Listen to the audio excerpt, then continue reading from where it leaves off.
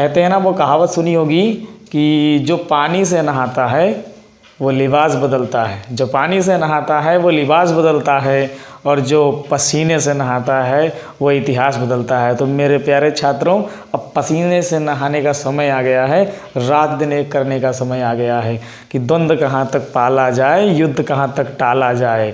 तो भी राणा का वंशज है, फेंक जहाँ तक भाला जाए, फेंक जहाँ तक भाला जाए। अब आपको ये कलम रूपी भाले को उठाकर घिसने की ज़रूरत आ गई है। 24 अप्रैल डेट आ गई है। अगर पेपर की खोपड़ी में छेद करके आना है तो तैयारी ज़बरदस्त करनी पड़ेगी। तो चलो आज हम इसी ज़बरदस्त तैयारी के साथ में आपके लिए एक नया टॉपिक लाए हैं, जो कि बहुत इंपॉर्टेंट टॉपिक है और लगभग एग्ज़ाम में पूछ लिया जाता है, ठीक है, जिसका नाम है ऑरस्टेड एक्सपेरिमेंट।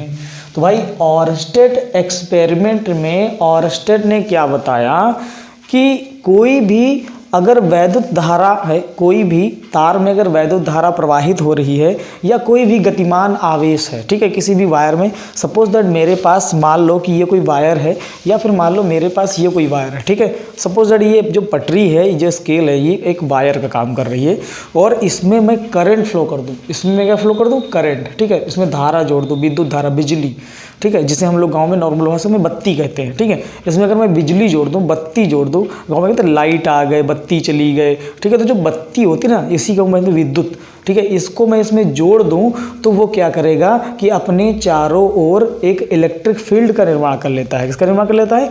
Electric field. अभी तक हमने ये जाना कि वो अपने चारों किसका निर्माण करता था, इलेक्ट्रिक फील्ड का निर्माण करता था।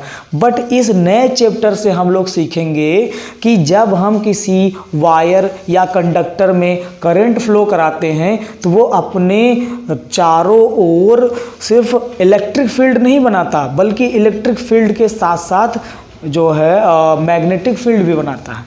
क्या बनाता है? Magnetic field. कोई भी कंडक्टर है हमारे पास, उसमें जब हम करंट, किसी भी वायर में करंट जो है फ्लो करते हैं तो उसके चारों ओर एक मैग्नेटिक फील्ड का निर्माण हो जाता है, चुंबकीय क्षेत्र का निर्माण हो जाता है, ठीक है। और उसी चुंबकीय क्षेत्र के बारे में किसने ज्ञात किया? ऑरस्टेड ने ज्ञात किया और उन्होंने कुछ प्रयोग किया था जिसके आधार पर उन्होंने बताया था कि अगर कोई गतिमान आवेश होगा या किसी चालक में धारा प्रवाहित हो रही होगी तो वो अपने आसपास एक चुंबकीय क्षेत्र का निर्माण कर लेता है। जैसे कि गांव में आपने देखा होगा, कहते हैं कि 11,000 की जो लाइन है उसके आसपास मत जाओ, 33,000 वोल्टेज की जो लाइन है उसके आसपास मत जाओ। या फिर आपने देखा होगा रेलवे स्टेशन पर लिखा रहता है खतरा 24,000 वोल्टेज। क्यों लिखा रहता है? क्योंकि वो जो 24,000 वोल्टेज की लाइट है उसका एक मैग्नेटिक फील्ड होता है, उसका एक चुंबकीय क्षेत्र होता है। अगर आप गलती से, या हम तो चालक हैं ना, हम सुचालक हैं, क्यों? क्योंकि हमारे अंदर ब्लड में क्या है? लोहा है, ठीक है। क्या है? लोहा। लोहा क्या होता है? विद्युत का सुचालक होता है, ठीक है। इसीलिए बिजली हमको चिपका लेती है। तो इसीलिए कहा जाता है कि उससे दूर रहो, ये खतरा है, क्योंकि हम उसका एक मैग्नेटिक फील्ड होता है, उसका जो है एक वैद्युत क्षेत्र, चुंबकीय क्षेत्र होता है, और उस चुंबकीय क्षेत्र में अगर हम जाएंगे तो वो हमको क्या करेगा? आकर्षित कर लेगा। आया बात समझ में? ठीक है। तो ध्यान दो, जब भी कभी किसी कंडक्टर में, किसी तार में जो है धारा प्रवाहित करेंगे तो उसके चारों ओर एक चुंबकीय क्षेत्र उत्पन्न हो जाता है। यही बताया था ऑरस्टेड ने, इसके अलावा और कुछ नहीं बताया। अब चलो ऑरस्टेड का प्रयोग समझ लेते हैं, ठीक है। ये तो आपने जान लिया कि वैद्युत धारा तथा गतिमान आवेश अपने चारों ओर चुंबकीय क्षेत्र का निर्माण करते हैं, बस इतनी सी बात है, ठीक है। अब आते हैं ऑरस्टेड के प्रयोग में। तो ऑरस्टेड ने क्या किया? ऑरस्टेड ने क्या किया कि ये देखो, एक तार बांध दिया। क्या बांध दिया? एक तार बांध दिया, परिपथ टाइप में बना लिया, ठीक है। ये एक तार है, किसी भी धातु का तार हो सकता है, ये कोई तार है, ठीक है। खुला तार इन्होंने बांध दिया, प्लास्टिक उस पर नहीं चढ़ी थी, ठीक है। इन्होंने नंगा तार बांध दिया, इस तरीके से समझ सकते हैं। और उसके नीचे इन्होंने क्या किया? एक चुंबकीय सुई रख दी। क्या रख दी? चुंबकीय सुई। अब चुंबकीय सुई क्या होती है? तो अब हम आपको बताते हैं कि चुंबकीय सुई क्या होती है। ये जो है एक मैग्नेटिक नीडल होती है, इंग्लिश में नीडल बोलते हैं और हिंदी में कहते हैं चुंबकीय सुई। एक सुई होती है, घड़ी तो देखा ना, घड़ी, जैसे घड़ी में सुई लगी रहती है, वैसे ही एक गोल आकार की घड़ी होती है, ठीक है, उसमें भी सुई लगी होती है जो कि चुंबक की सुई होती है, ठीक है। नॉर्मली आपने मोबाइल्स, एंड्रॉयड फ़ोन्स में कंपास का नाम सुना होगा, जो दिशा बताता है, कंपास। तो कंपास जो होता है आपका, उसमें देखा होगा सुई लगी रहती है जो दिशा को बताती है। उस सुई को ही, दिशा सूचक यंत्र में जो सुई लगी होती है उस सुई को ही कहा जाता है चुंबकीय सुई। इसके अलावा अलग से भी मैग्नेटिक नीडल आती है, चुंबकीय सुई आती है। ठीक है, समझ में आई बात। तो चुंबकीय सुई इन्होंने क्या किया, रख दिया। ठीक है, और एक बता दें बात कि वास्को डी गामा जब चला हो था भारत की खोज के लिए, और कोलंबस, इस तरह के बहुत सारे पुराने ज़माने में जो यात्री निकलते थे वो लोग कंपास ही लेकर निकलते थे। और कंपास में क्या लगी होती थी, चुंबकीय सुई, जो कि हमेशा स्वतंत्र अवस्था में उत्तर या दक्षिण दिशा में ठहरती है। ठीक है, चुंबक का एक लक्षण होता है ना कि उसको अगर लटकाओगे स्वतंत्र अवस्था में तो वो हमेशा या उसका एक सिरा उत्तर में रहेगा, एक सिरा दक्षिण में रहेगा। ये उसका एक लक्षण होता है, उसका एक गुण होता है, उसकी एक प्रॉपर्टी होती है। ठीक है, तो बच्चों यहाँ पर समझो कि ये जो हमारा एक चुंबकीय सुई है, ये अभी कोई इसमें प्रॉब्लम नहीं है, इसमें मतलब परिपथ में अभी करंट फ्लो नहीं हो रहा है। इन्होंने एक तार बांध लिया, सबसे पहले बात समझो, और स्टेट की बातों को समझो। इन्होंने क्या किया, एक तार बांध लिया, ठीक है, और यहाँ पर एक बैटरी जोड़ दी, यहाँ पर एक कुंजी जोड़ दी। इस समय कुंजी हमारी क्या है, ओपन है। जब कुंजी ओपन होगी, जब कुंजी ओपन होगी, ठीक है, तब परिपथ भी ओपन होगा, तब धारा प्रवाहित नहीं हो रही है। धारा प्रवाहित होनी नहीं हो रही है तो सुई देखो उत्तर दक्षिण दिशा में रुकी हुई है। ये है उत्तरी ध्रुव, ये है दक्षिणी ध्रुव, वो उत्तर दिशा में ठहरी हुई है, उसमें कोई भी विक्षेप नहीं हो रहा है। इन्होंने क्या देखा, ऑर्स्टेड ने देखा कि जो इसमें जब बैटरी को, जब कुंजी को बंद कर दिया जाता है, जैसे ही कुंजी को बंद कर देते हैं तो प्लस साइड से धारा चलती है और ऐसे ऐसे इसमें प्रवाहित होने लगती है। धारा किस दिशा में प्रवाहित हो रही है, धारा जो है आपकी वामावर्त दिशा में प्रवाहित हो रही है। किस दिशा में, वामावर्त। वामावर्त का मतलब होता है एंटी क्लॉकवाइज। एंटी क्लॉकवाइज मतलब घड़ी ऐसे ऐसे घूमती है तो घड़ी की उल्टी दिशा में ऐसे ऐसे, ठीक है, घड़ी की उल्टी दिशा में जो है करंट जब फ्लो कराते हैं तो उसके कारण जो हमारी चुंबकीय सुई होती है, ये है इसकी सामान्य स्थिति, पहले की सामान्य स्थिति। ठीक है, जो चुंबकीय सुई होती है वो सामान्य स्थिति से वामावर्त दिशा में, किस दिशा में, वामावर्त दिशा में विक्षेपित हो जाती है। जब हम किसमें, तार में, जब करंट तार में प्रवाहित करते हैं, जब तार में करंट प्रवाहित करते हैं तो जो हमारी सुई होती है वो वामावर्त दिशा में क्या होती है, घूम जाती है। ठीक है, और जब हम धारा की दिशा को चेंज कर दें, अगर हम धारा की दिशा को क्या करें, चेंज कर दें, पिछली बार हम धारा प्रवाहित कर रहे थे ऐसे वामावर्त दिशा से, और इस बार हम धारा प्रवाहित करेंगे ऐसे, देखो बना हुआ है, धारा की दिशा को चेंज कर दिया। ठीक है, और जब धारा की दिशा को चेंज कर देते हैं तो घड़ी के जो हमारी सुई होती है, सुई के विक्षेपण की दिशा भी चेंज हो जाती है। अब सुई का विक्षेपण किधर होगा, दक्षिणावर्त में होगा, क्लॉकवाइज होगा, घड़ी की दिशा में होगा। मतलब जब धारा घड़ी की उल्टा दिशा से आ रही थी तो विक्षेपित हुई सुई घड़ी की उल्टा दिशा में, जब धारा घड़ी की दिशा में आ रही है तो विक्षेपण भी किधर को होगा, घड़ी की दिशा में ही होगा। तो कुल मिला के इससे एक बात तो समझ में आ गई ऑर्स्टेड को कि कुल मिलाकर ये जो चुंबकीय सुई के ऊपर चुंबकीय क्षेत्र आरोपित हो रहा है वो इस तार में धारा प्रवाहित होने के कारण ही होता है। इसी के आधार पर इन्होंने निष्कर्ष निकाला कि जब किसी तार या किसी सुचालक या किसी भी कंडक्टर में, मतलब जब किसी कंडक्टर में धारा प्रवाहित कराते हैं या भी जब कोई आवेश गतिमान होता है तो वो अपने चारों ओर एक चुंबकीय क्षेत्र का निर्माण करता है। ये था हमारा किसका, ऑर्स्टेड का प्रयोग, ऑर्स्टेड का नियम, ऑर्स्टेड एक्सपेरिमेंट।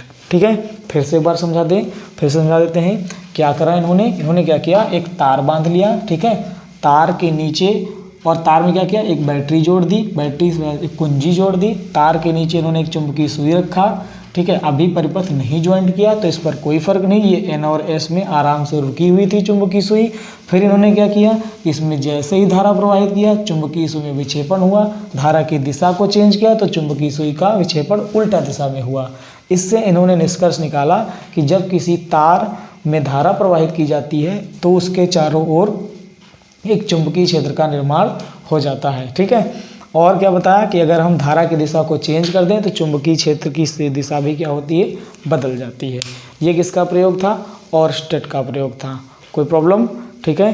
अब हम चलते हैं आगे अपने अगले टॉपिक पर, जो है हमारा क्या, बायो और सेवर्ट का नियम। ठीक है, तो प्यारे बच्चों हमारा जो अगला टॉपिक है वो है बायो सेवर्ट का नियम।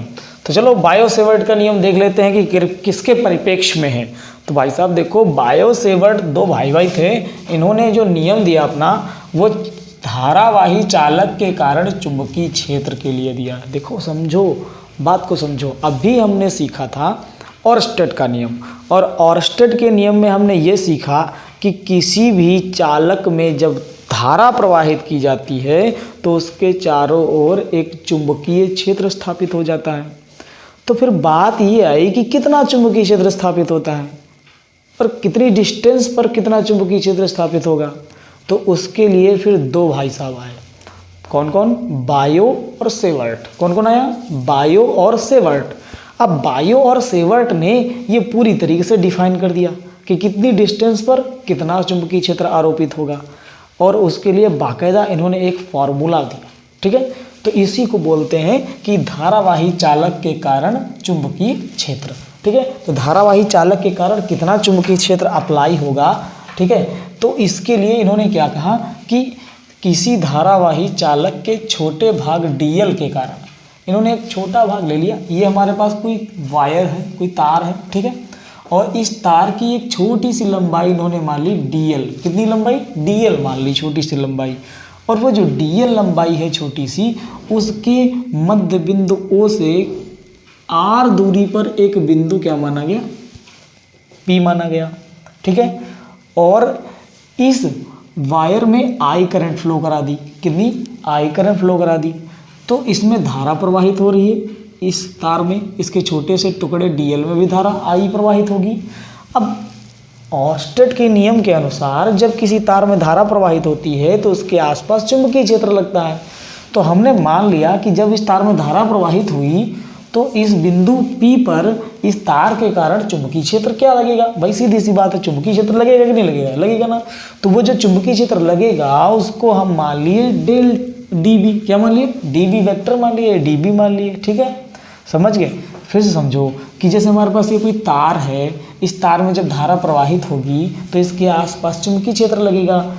किसके नियम के अनुसार? ओरस्टेड के नियम के अनुसार। ठीक है, सीधी सी बात है, चुंबकीय क्षेत्र लगेगा। हमने कहा जब इसमें आई धारा हमने प्रवाहित की तो इसके आसपास लगने वाला चुंबकीय क्षेत्र हमने क्या मान लिया? डीबी मान लिया। किस बिंदु पर? पी बिंदु पर, क्योंकि हमने सबसे नज़दीक पी बिंदु माना है।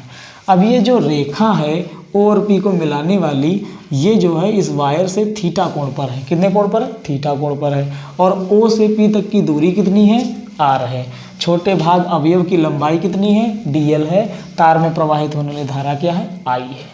इन सभी बातों को बताने के बाद में इन्होंने क्या कहा कि किसी धारावाही चालक के छोटे भाग डीएल के कारण पी पर, ये जो पी लिखा है, ठीक है, पी पर उत्पन्न चुंबकीय क्षेत्र, पी पर उत्पन्न चुंबकीय क्षेत्र निम्न बातों पर निर्भर करता है। अब वो बातें कौन सी हैं? तो पहली बात इन्होंने क्या बताई? पहली बात इन्होंने बताई कि जो ये यहाँ पर उत्पन्न होने वाला जो चुंबकीय क्षेत्र है, जो चुंबकीय क्षेत्र है डीबी, वो इसमें प्रवाहित होने वाली धारा के अनुक्रमानुपाती होता है। किसके अनुक्रमानुपाती होता है? जो डीबी है, इन्होंने क्या बताया, जो चुंबकीय क्षेत्र है वो अनुक्रमानुपाती होता है किसके? इसमें प्रवाहित होने वाली धारा आई के। ठीक है, फिर उन्हें दूसरी बात क्या बताई? दूसरी क्या बताई कि ये जो, इसका मतलब क्या है? अनुक्रमानुपाती का क्या मतलब है? हाँ बच्चों समझो, अनुक्रमानुपाती का मतलब है, इन्होंने कहा कि जब अगर हम तार में धारा बढ़ा दें, अगर तार में धारा बढ़ाएंगे ना, फिर समझो, देखो अगर हम तार में धारा का मान क्या करें? बढ़ा दें, ठीक है, तो चुंबकीय क्षेत्र का मान भी क्या होगा? बढ़ जाएगा। धारा का मान घटा दें तो चुंबकीय क्षेत्र का मान घट जाएगा। धारा ना प्रवाहित करें तो चुंबकीय क्षेत्र नहीं होगा। ये तो हम ओरस्टेड के नियम से ही जानते आ रहे हैं। आ रही बात समझ में? तो कुल मिला के एक बात तो समझ में आ गई कि ये जो मैग्नेटिक फील्ड यहाँ उत्पन्न हो रहा है पी पर, वो इस वायर में फ्लो होने वाली करंट के डायरेक्टली प्रोपोर्शनल है। क्या है? डायरेक्टली प्रोपोर्शनल है। क्यों डायरेक्टली प्रोपोर्शनल है? क्योंकि ये उसके ऊपर निर्भर कर रहा है। ठीक है, इसीलिए हम लिखे D B directly proportional to I. कोई दिक्कत? इसके बाद में देखो, जो हमारा जो डी बी होता है, यानी कि जो हमारा चुंबकीय क्षेत्र होता है, वो इस अवयव की लंबाई जो हमारी है डीएल, उसके भी डायरेक्टली प्रोपोर्शनल होता है। ये क्यों? इसके अनुक्रमानुपाती क्यों होता है? क्यों? क्योंकि अगर हम वायर की लेंथ बढ़ा दें, इस अवयव की लेंथ को क्या करें, बढ़ा दें, ठीक है, तो चुंबकीय क्षेत्र भी बढ़ जाएगा, और इसको घटा दें तो चुंबकीय क्षेत्र भी क्या होगा, घट जाएगा। इसके बाद में आते हैं कि यहाँ पर कुछ एंगल बन रहा है थीटा, इसकी जो साइन होती है, इसकी क्या होती है, साइन। अब थीटा की साइन तो हो गया साइन थीटा, थीटा की साइन क्या बन गई, साइन थीटा, या थीटा की ज्या, साइन को हिंदी में क्या बोलते हैं, ज्या, ठीक है, समझ गए। साइन को हिंदी में ज्या कहते हैं, और कॉस को हिंदी में कोज्या कहते हैं, और टेन को स्पर्श ज्या कहते हैं, और कॉट को कोटि स्पर्श ज्या कहते हैं। इसी तरीके से आगे भी होते हैं, फिलहाल हम उनकी चर्चा नहीं करेंगे। यहाँ पर देखते हैं, तो इन्होंने अगला क्या बताया, अगला नियम क्या बताया इन्होंने, अगला नियम बताया कि ये जो dB है ये डायरेक्टली प्रोपोर्शनल होता है इसके बीच बनने वाले कोण थीटा की ज्या के, थीटा की ज्या, फिर समझो थीटा की ज्या, इंग्लिश में बोलेंगे थीटा की साइन, ठीक है। तो अब थीटा की ज्या यानी कि थीटा की साइन, तो इसको बोलेंगे साइन थीटा, क्या बोलेंगे, साइन थीटा। तो ये जो dB है ये साइन थीटा के अनुक्रमानुपाती होता है, साइन थीटा के क्या होता है, अनुक्रमानुपाती होता है। चौथा पॉइंट जो बायो और सेवर्ट ने बताया वो ये था कि जो dB है वो डायरेक्टली प्रोपोर्शनल होता है, यहाँ से वहाँ तक की जो बीच की दूरी है डायरेक्टली प्रोपोर्शनल नहीं होता है, इन्वर्सिबल प्रोपोर्शनल होता है, ठीक है। क्या होता है, इन्वर्सिबल प्रोपोर्शनल होता है, मतलब अनुक्रमानुपाती होता है। क्या होता है, अनुक्रमानुपाती। तो जो हमारा dB है वो इसके बीच की दूरी के वर्ग के व्युत्क्रमानुपाती होता है। इसके बीच की दूरी क्या है, r, इसका वर्ग क्या है, ये व्युत्क्रमानुपाती, मतलब 1/r², ठीक है, 1/r²। यहाँ क्या लिखेंगे, 1/r²। इसके बीच की दूरी कौन है, r, के वर्ग मतलब r² के अनुक्रमानुपाती, नहीं व्युत्क्रमानुपाती। क्या, व्युत्क्रमानुपाती। जब अनुक्रमानुपाती बोलेगा तो सीधे सीधे लिखेंगे, जब व्युत्क्रमानुपाती बोल देगा तो बट्टे में लेके चले जाएंगे। कहाँ लेके चलेंगे, बट्टे में लेके चले जाएंगे, ठीक है। तो इस तरीके से हमारे पास ये मिल गया। अब हम क्या करते हैं कि देखो समझो, इसकी LHS dB है, इसकी LHS dB है, इसकी LHS dB है, इसकी LHS dB है। जब LHS बराबर होता है तो RHS भी बराबर हो जाता है। तो चलो यहाँ से हम लिखेंगे कि समीकरण, इसको मान लेते हैं 1, इसको मान लेते हैं 2, इसको मान लेते हैं 3, इसको मान लिया जाए 4। अब हम लिखेंगे समीकरण 1, 2, 3 व 4, समीकरण ऊपर से कर देते हैं, ठीक है। क्या लिखने वाले हम यहाँ पर, समझो, लिख दो थोड़ा, समीकरण 1, 2, 3 व 4 को मिलाकर लिखने पर, ठीक है, इन सबको मिलाकर लिखेंगे। अगर इन सबको मिलाकर लिख लिया जाए तो हमारे पास क्या हो जाएगा, देखते हैं। मैं इसको मिटा देता हूँ, ठीक है।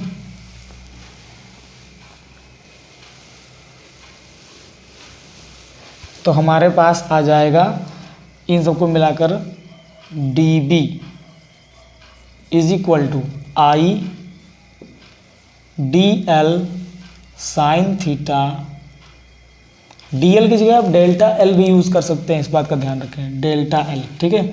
I dl sine theta upon r², ठीक है। यहाँ अनुक्रमानुपाती का निशान, और जब हम अनुक्रमानुपाती का निशान हटाकर बराबर का निशान लगाते हैं तो एक कांस्टेंट बढ़ जाता है। क्या बढ़ जाता है, कांस्टेंट, यानी कि नियतांक। तो ये हो जाएगा dB और dB हो जाता है μ0/4π। क्या हो जाता है, μ0/4π into I dl sine theta upon r²। ये हमारा किसका नियम है, ये हमारा है बायो सेवर्ट का नियम। किसका नियम है, बायो और सेवर्ट का नियम। आई बात समझ में। अब यहाँ पर कुछ हमारे टर्म्स आए हैं जिनको हमें समझ लेना है कि कौन क्या, ठीक है। ये नोट कर लिया आपने, यहाँ तक आपने नोट कर लिया, ठीक है। अब हम देखते हैं कि कौन और क्या। तो यहाँ पर देखो, एक जो आपका टर्म्स आ रहा है वो आ रहा है कि μ0/4π। तो ध्यान रखना कि μ0/4π की जो वैल्यू होती है म्यू नॉट अपान 4 पाई की वैल्यू होती है 10⁻⁷।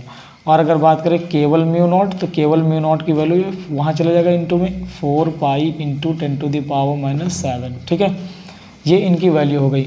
म्यू नॉट को कहते क्या हैं, तो जैसे आपने वहाँ पर पढ़ा था एप्सिलॉन नॉट पढ़ा था ना, तो एप्सिलॉन नॉट कहते थे। एप्सिलॉन नॉट क्या है समझो, ये क्या होता है, ये हमने विद्युत में पढ़ा था। इसे कहते थे निर्वात की विद्युतशीलता। क्या कहते थे, निर्वात की विद्युतशीलता। क्या कहते थे, निर्वात की विद्युतशीलता। ठीक है, निर्वात की विद्युतशीलता। और हम यहाँ इसको क्या बोलेंगे, म्यू नॉट को क्या बोलेंगे, म्यू नॉट क्या है, जहाँ म्यू नॉट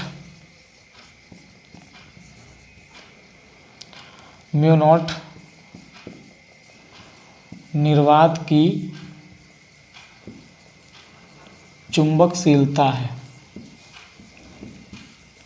क्या है ये निर्वात की चुंबकशीलता होती है। ठीक है, अब अगर कोई आपसे पूछे इसकी वैल्यू क्या होती है, तो आपको बता देना है कि इसकी वैल्यू होती है 4 पाई इंटू 10⁻⁷। ठीक है, और इसकी वैल्यू क्या होती है, तो म्यू नॉट अपन 4 पाई की, तो ये रहती है 10⁻⁷। ठीक है, ओनली 4 कितना होती है 10⁻⁷। ठीक, अब इसके बाद हम देखते हैं कि ये जो होता है म्यू नॉट, इसकी जो यूनिट होती है वो क्या होती है, तो इसकी यूनिट आपकी होती है न्यूटन प्रति एम्पियर स्क्वायर। क्या होती है, ध्यान देना, न्यूटन प्रति एम्पियर स्क्वायर। अब आपसे कोई पूछे कि इसका यूनिट बताइए, ठीक है, यूनिट तो आपने बता दिया कटाक से, उसमें कोई दिक्कत नहीं है।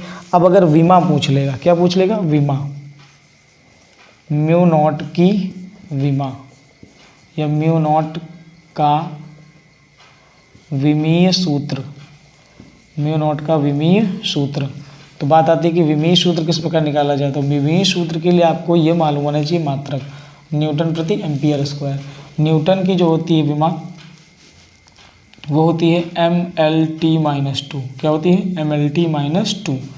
एम्पियर की विमा क्या होती है, तो एम्पियर की विमा आपकी होती है एम्पियर I बराबर Q/T। ठीक है, I बराबर Q/T, तो यहाँ से हो जाएगा I बराबर Q/T। Q का रखें भाई, तो Q का क्या होता है, Q होता है हमारा, नहीं छोड़ो इसको, एम्पियर को तो A से ही लिखा जाता है ना, तो ये हमारे पास A ही आ जाएगा। अब ध्यान देना यहाँ से क्या निकल कर आने वाला है, तो यहाँ से आपका सिंपल सा एकदम फंडा निकल आएगा इसका विमीय सूत्र। क्या निकल कर आ जाएगा, mLT-2, और यहाँ पर हमारा क्या था A स्क्वायर, तो हम यहाँ स्क्वायर लगाएंगे। ये वाला जो है ये ऊपर आ जाएगा, तो हो जाएगा A⁻⁻2, और ये क्या है, म्यू नॉट की विमा है। ठीक है, क्या है ये, म्यू नॉट की विमा।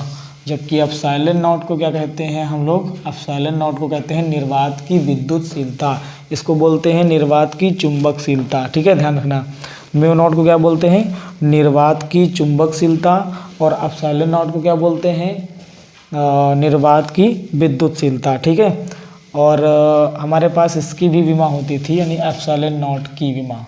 ठीक है, तो एप्सिलॉन नॉट की विमा आप उसमें देख सकते हैं कूलाम के नियम को, फर्स्ट वीडियो कूलाम के नियम का था फर्स्ट चैप्टर में, तो कूलाम का नियम जो हमने पढ़ाया था, तो वहाँ पर एप्सिलॉन नॉट की विमा बताई थी। फिलहाल यहाँ पर हम थोड़ी सी चर्चा एप्सिलॉन नॉट की विमा की कर लेंगे, जो कि होती है m-1 और होती है L की पावर होती है -3 और T की पावर होती है 4 और A स्क्वायर। ठीक है, A की पावर 2 होती है। तो ये हमारे एम्पियर स्क्वायर, मतलब ये हमारी किसकी विमा है, ये हमारी विमा है एप्सिलॉन की। ठीक है, किसकी विमा है, एप्सिलॉन की। ज़रा हम इसको निकाल कर देखते हैं कि एप्सिलॉन की विमा कैसे आती है। हालांकि ये इसका पार्ट नहीं है, बट देख सकते हो यहाँ पर, क्योंकि ये 1 नंबर में पूछा जा सकता है। तो जैसे हमारे पास एप्सिलॉन का मात्रक हमको याद है, तो एप्सिलॉन का मात्रक होता है कूलाम स्क्वायर। क्या होता है, कूलाम स्क्वायर बटे न्यूटन मीटर स्क्वायर। क्या होता है, कूलाम स्क्वायर बटे न्यूटन मीटर स्क्वायर। अब से कूलाम स्क्वायर, तो कूलाम क्या होता है, Q बराबर IT होता है, तो ये हो जाएगा I का A स्क्वायर और T का हो जाएगा T स्क्वायर बटे न्यूटन की होती है mLT-2। क्या होती है, mLT-2, और इसका क्या हो जाएगा M स्क्वायर। ठीक है, मीटर है ना, तो L स्क्वायर हो जाएगा, मीटर को L से लिखते हैं, L स्क्वायर। अब यहाँ से क्या निकल कर आया, देखो ए स्क्वायर, तो ए स्क्वायर ही रहेगा। एम ऊपर जाएगा तो किस में हो जाएगा, माइनस में, तो हो जाएगा एम की पावर -1। एम ऊपर जाएगा इसमें एम की पावर -1। यहाँ देखो एल की घात 1 है, यहाँ पर एल की घात 2 है, गुणे में घातें जुड़ती हैं, तो एल की घातें 3 हो गई, ऊपर लेके जाओगे यही 3 किस में हो जाएगी, माइनस में हो जाएगी। फिर देखो नीचे क्या है, टी की पावर -2, ऊपर ले जाओगे तो प्लस हो जाएगा, तो हो जाएगा टी की पावर 2 कितनी हो जाएगी, 4, क्योंकि ऊपर गुणे में हो जाएगा और गुणे में घातें जुड़ती हैं, तो ऊपर जाएगा प्लस में जाएगा तो जुड़ेगा, 2 कितनी हो जाएगी, टी की पावर 4। फिर ए स्क्वायर छूट रहा है, तो ए स्क्वायर को हमने ऐसे लिख लिया। तो ये हमारी किसकी विमा निकल आई, ये विमा निकल के आ गई किसकी, एप्सिलॉन की विमा। आपने यहाँ पर एप्सिलॉन की विमा भी जान ली, म्यू नॉट की विमा भी जान ली, और ये भी जान लिया म्यू नॉट है क्या, ठीक है। और बायो-सेवर्ट का नियम भी जान लिया। म्यू नॉट क्या है, निर्वात की चुंबकशीलता, ठीक है। एप्सिलॉन नॉट क्या है, निर्वात की विद्युतशीलता। म्यू नॉट की जो विमा होती है MLT -2 A-2 होती है, और जो हमारी एप्सिलॉन नॉट है उसकी विमा होती है M इनवर्स L की पावर -3 T की पावर 4 और A स्क्वायर। ये हमारी क्या होती है, इसकी विमा होती है एप्सिलॉन की। एप्सिलॉन को कहते हैं निर्वात की विद्युतशीलता। ओके, अगर आपको ये वीडियो अच्छा लगा हो तो कमेंट कीजिएगा, और ज़्यादा से ज़्यादा वीडियो को शेयर कीजिए इसके बाद, ताकि मैं अगले टॉपिक लेकर आ सकूँ। Okay, thanks for watching my video.